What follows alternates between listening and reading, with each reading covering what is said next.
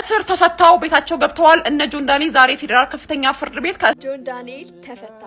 እንኳን ደስ ያላችሁ። እንኳን ጆዬ ተፈታ።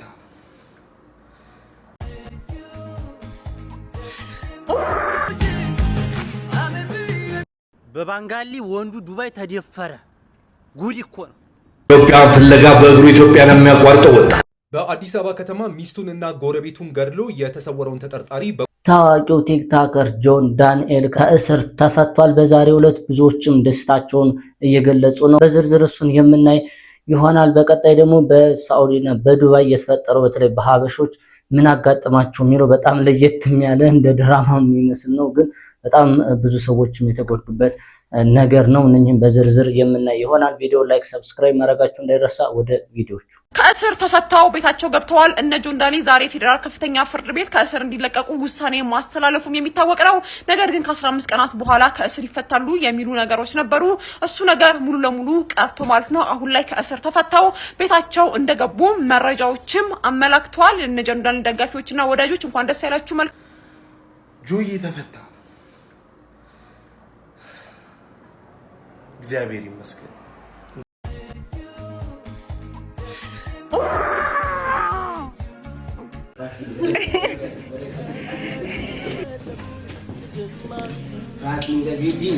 እንግዲህ ብዙዎች ደስታቸውንም እየገለጹ ነው። በ15 ቀን ያክል ይለቀቃል ተብሎ ነበር የተገለጸው በዛሬው ዕለት። እሱ ቀርቶ ግን በዛሬው ዕለት ተለቋል ማለት ነው። ብዙዎች አድናቂዎቹም በጣም ተሰብስበው ደስ በሚል ሁኔታ ነው አቀባበል ያደረጉለት። ብዙዎቻቸውም ደስ ብሏቸዋል። እንግዲህ የአንድ ዓመት ስሩ ቀርቶለታል ማለት ነው። እንኳን ተፈታ እንላለን። እሺ፣ በቀጣይ ደግሞ የማሳያችሁ በጣም አስገራሚ ነገር ነው ያልኳችሁ በዱባይና በሳዑዲ ምን ተፈጠረ፣ ቪዲዮውን አይተን ሐሳብ እንሰጥበታለን። ተከታተሉት፣ ትምህርትም ይሆናችኋል። ደፋሪው ባንጋሊ፣ ተደፋሪው ኢትዮጵያ። ይህንኛው ልጅ ሁለተኛ የተደፈረው ልጅ በጣም ከፍተኛ ሁኔታ ላይ ነው ያለው ተብሏል። እንግዲህ በምርመራ በባንጋሊ ወንዱ ዱባይ ተደፈረ። ጉድ እኮ ነው ጉድ። ወይኔ ምን አለ እንዴው ዝም ብትል። እኔ እኮ ግራ የገባኝ ምን አለ ባትናገር፣ አታረግዝ። ምን አለ ዝም ከሆነ ወዲህ ህግ አካል መሄድ ከተደፈርክም፣ ካልሆነም ደግሞ እዛው አፍንጫውን ብለህ አሳርፈህ ሀገር ነው ብገባ። እንዴው ምን አለ ሶሻል ሚዲያ ላይ ባታመጡ። እንደ ዱባይ የዱባይ ወንድ ያዋርዳችኋል፣ ምንም ወግ የለውም። እንዲህ ሀገር ደግሞ አበሻን ኢትዮጵያዊ ወንድ አዋርዳችኋል። በባንጋሊ ወንድ ልጅ ተደፈርኩ ብሎ ሲመጣ ምን ያህል እንደሚያሳፍር ሰሙት። ከእንግዲህ በኋላ የሴቶቹ ራሱ መጫወቻ ነው የምንሆነው። በቃ የሴቶች መጫወቻ መሳቂያ። እናንተ ደግሞ የዱባይ ወንዶች ባንጋሊ ደፈራችሁ እየተባልና መጫወቻ። እንዴው ምን አለ ዝም ብት እንዴው ምላስ ቆርጥ ቢል የዛኔ ስትናገር ለሰው እንዴው አቦ። ሰላም አማን ናችሁ? ዱባዮች ግን በጣም ታስጠላላችሁ የምር። ኢትዮጵያውያኖችን እኮ በጣም አዋረዳችሁን። ወንድ ልጅ እንደ ሴት ይሆናል እንዴ? ደግሞ ሊቭ ላይ ወጣ መጡብን መሲ ሎኬሽን ላክልሽ። ወንድ ለወንድ እንድታግዝልን መሲ ትጠራለህ እንዴ? ለነገሩ አልፈርድባችሁም። የተፈጠረው ነገር በዱባይ ነው። ወንዱ እንግዲህ በኢትዮጵያዊ ባልሆነ በባንጋላዊ ተደፍሯል ማለት ነው። ሌሎችም ተሰብስበው በግሩፕ ሆነው ሲመጡባቸው ሊያጠቋቸው፣ ግማሾቹ አልጋ ውስጥ በመደበቅም ግማሾቹም በመደዋወል እንግዲህ በቲክቶክ ለመልካም ነገር በመጠቀም ላይቭ እያስተላለፉ ቀጥታ ሊደርሱላቸው ችለዋል። ሱራጃ ጭላሎ ፉድ ኮምፕሌክስ ኦኬ ፓስታን በይፋ ይቅርታ ጠይቋል። በሰሞኑ በቲክቶክ ክሬቲቭ አዋርድ ጋር እንግዲህ በተገናኘ ሱራጃ ኦኬ ፓስታ ባዘጋጀው ቻሌንጅ ባለመሸለሙ እንግዲህ ቀር እንደተሰኘ ቪዲዮ ሰርቶ ከለቀቀ በኋላ እንግዲህ በሶሻል ሚዲያ ላይ እጅጉኑ መነጋገሪያ ሆኖ ነበረ። ከዚህም ጉዳይ ጋር ተያይዞ እንግዲህ በዛሬው ዕለት ሱራጃ እና ጭላሎ ፉድ ኮምፕሌክስ በርካታ ቲክቶከሮች ባሉበት ተገናኝተው እንዳወሩና ችግራቸውንም እንደፈቱ አስታውቀዋል። በቲክቶክ ስሙ ሱራጃ የሚባለው ባለፈው ላይ ከኦኬ ፓስታ ከካምፓኒው ጋር ክሬቲቭ አዋርድ ላይ ሽልማት ባለመቀበሉ ይገባኛል በማለቱ እንግዲህ ብዙ ተቃውሞ እያደረገ ነበር። ብዙዎችም ዘመቻ በሚመስል መልኩ ካፍተው ነበረ ኦኬ ፓስታን አትጠቀሙ የሚል አወያይተው እንግዲህ የሚገባውን ነገር ሰጥተውት ይቅርታ ጠይቆ ወደ ነበረበት እንዲመለስ ተደርጓል። በመቀጠልም እንግዲህ ብዙዎች የምታውቁት በቲክቶክ ላይ ዜናዎችን በማቅረብ ሙሴ ሰለሞንም እንግዲህ በምን ምክንያት ታሰረ የሚለው እስከዛሬ አወዛጋቢ ነበር። ምንም ሊታወቅ አልቻለም ነበር። አሁን ግን በምን እንደታሰረ መረጃ ወጥቷል። እሱን አድምጠን እንቀጥላለን። ሙሴ ሰለሞን የታሰረው በህገወጥ የሰዎች ዝውውር ነው ሲልም እንግዲህ አዩዘ ሀበሻ አንድ መግለጫ አሁን ላይ ይዞ ወጥቷል። እንግዲህ እንደ መግለጫው ከሆነ ሙሴ ሰለሞን የታሰረው በህገወጥ የሰዎች ዝውውር ነው ብሏል። እንግዲህ ሙሴ ሰለሞን በህገወጥ የሰዎች ዝውውር በቁጥጥር ስር ከዋለ በኋላ ማለት ነው በትላንትናው ዕለት ፍርድ ቤት ቀርቦ እንደነበርም ተገልጿል። ታዲያ ፖሊስም ለፍርድ ቤት እንዳስረዳው ከሆነ ተጠርጣሪው በቁጥጥር ስር የዋለበት ዋነኛው ምክንያት በህገወጥ የሰዎች ዝውውር ተጠርጥሮ እንደሆነም ገልጿል።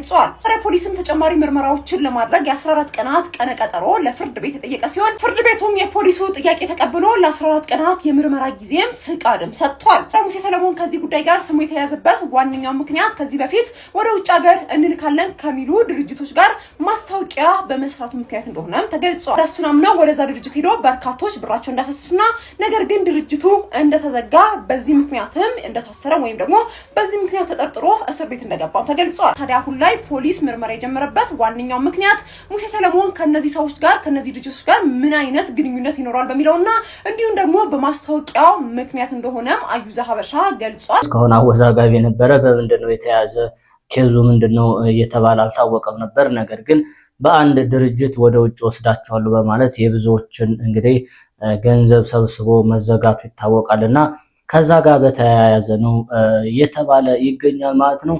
በቀጣይ ማሳያችሁ ደግሞ አዲስ አበባ ላይ እንግዲህ የተፈጸመው በጣም አሰቃቂ ግድያ ነው። አንድ ግለሰብ እንግዲህ ባለቤቱንና ጎረቤቶቹን ገድሎ ሲሰወር በቁጥጥር ስር ውሏል። እንዴት እንደሆነ አይተን እንመለስ። በአዲስ አበባ ከተማ ሚስቱንና ጎረቤቱን ገድሎ የተሰወረውን ተጠርጣሪ በቁጥጥር ስር መዋሉን የአዲስ አበባ ፖሊስ አስታውቋል። የወንጀል ድርጊቱ የተፈጸመው ህዳር 4ና ህዳር 5 ቀን ነው።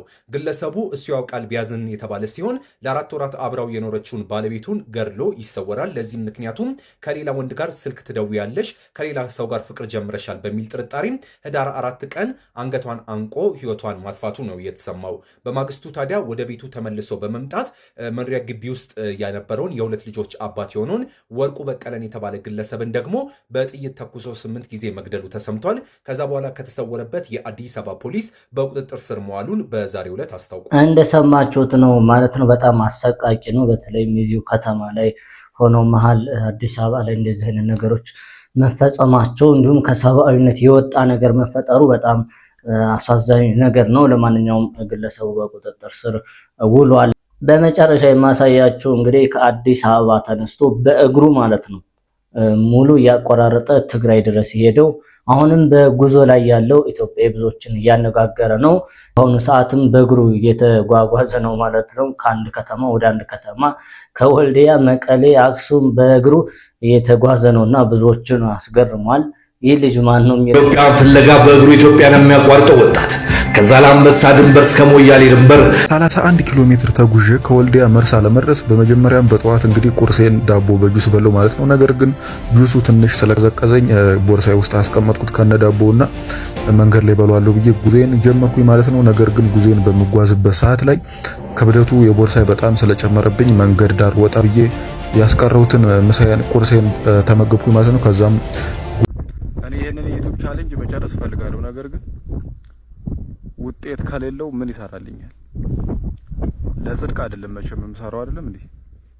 ህይወቴ ምናልባት ቢቀየር ቢያልፍልኝ ምናምን ብዬ ነውና ነገርየው አሁን የእነዚህ ቪዲዮዎች ሲለቀቁ በቃ ቪው ዩቲዩብ አሁንም ቪዲዮዎችን ስታክ አድርጎ የሚያስቀር ከሆነ ሌላ አማራጭ መሞከሩ ሳይሻል አይቀርም። ምክንያቱም ወደ አዲስ አበባ በመለስም እንኳን አዲስ አበባ ውስጥ ኑሮ እንደምታውቁት ነው።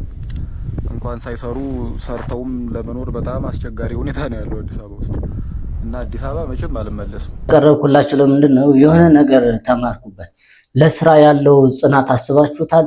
ከአዲስ አበባ ትግራይ ድረስ መሄድ በእግር ማለት በጣም ከባድ ነገር ነው። የስንት ቀን ጉዞ እንደሆነም አስቡት። አሁን በጉዞ ላይ ነው ያለውና ትንሽ ከበድ ይላል ያለው ግን ዩቲዩብ ከፍቶ ለራሱ የገቢ ምንጭ የሚሆነኝ ተስፋ አልቆርጥም። የተለያዩ ነገሮች ቢገጥሙኝም እያለ ነው። መሀከል ላይም የገጠመውን ነገር አሰምቻችኋለሁ። ያው በጣም ከባድ ነው። የሰው ልጅ ግን ለስኬት የሚሄድበት ርቀት በጣም ለብዙዎቻችን ትምህርት ነው።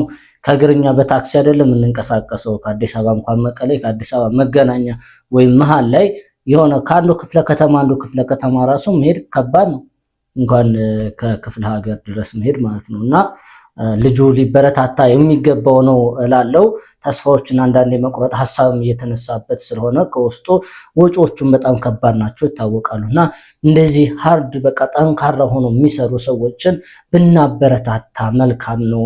ግማሾች ምን ያህል ርቀት እየሄዱ እንዳሉ ማወቅ አለብን የሚል መልእክት አለኝ። ለዛሬ የነበሩ ቪዲዮዎች እነዚህ ነበሩ። ሐሳብ አስተያየታችሁን ይሻሻሉ የምትሏቸው ነገሮች ኮሜንት ላይ አስፍሩልኝ። ቪዲዮዎቹ ለብዙዎች እንዲዳረስ ላይክ በማድረግ እንዲሁም ሰብስክራይብ ያላደረጋችሁ ሰብስክራይብ ያደረጋችሁ ብታልፉ መልካም ነው።